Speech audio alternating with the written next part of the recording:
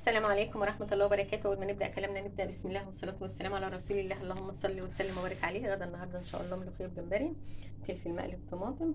الفلفل بقى إيه قطعته إيه على 3 أجزاء عشان كان كبير شوية، وبيبقى طعمه جميل والله يا جماعة. أنا ساعات بعمله كمان أقل من كده مكعبات. ومسخنة عيشة اللهم بارك، ربنا يديمها نعمة يا رب ويحفظها من الزوال اللهم آمين يا رب العالمين. والملوخية مجمبري ما فيهاش افتكاسة، يعني ده أسهل حاجة وكلنا شاطرين فيها. بس اهم حاجه ما تعملهاش ايه في الكبه ما بتخليهاش حلوه يا جماعه.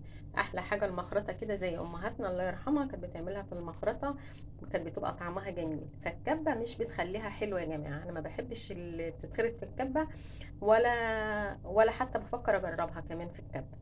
فبلاش ايه تعملي الملوخيه، اي ملوخيه بجمبري بشوربه اي حاجه، ما تعمليهاش في الكبه، خلاش حلوه. اصبري كده. والمخرطه مالها جميله كده، بنحط لها فصين توم واحنا بنخرطها. عايزه تحطي فلفل وانت بتخرطيها حطي.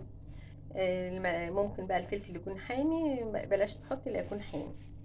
يعني في ناس بتحب الايه الحامي بتحط ايه فلفل، واللي ما بيحبش الحامي بيخاف ايه يحط ايه فلفل فيها. تمام تمام.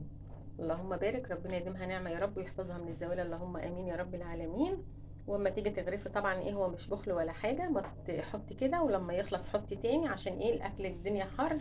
ولو حاجة فاتت في الاطباق مش يعني هتبوظ في الحر لو حاجة باظت في الأطباق. إنما إيه بعد ما تاكلي كده وخلصنا الأكل اللي قدامنا وعايزين نحط تاني نحط. الأكل موجود بسم الله ما شاء الله كتير، وخير ربنا كتير. ربنا يديمها نعمة يا رب ويحفظها من الزوال اللهم آمين يا رب العالمين.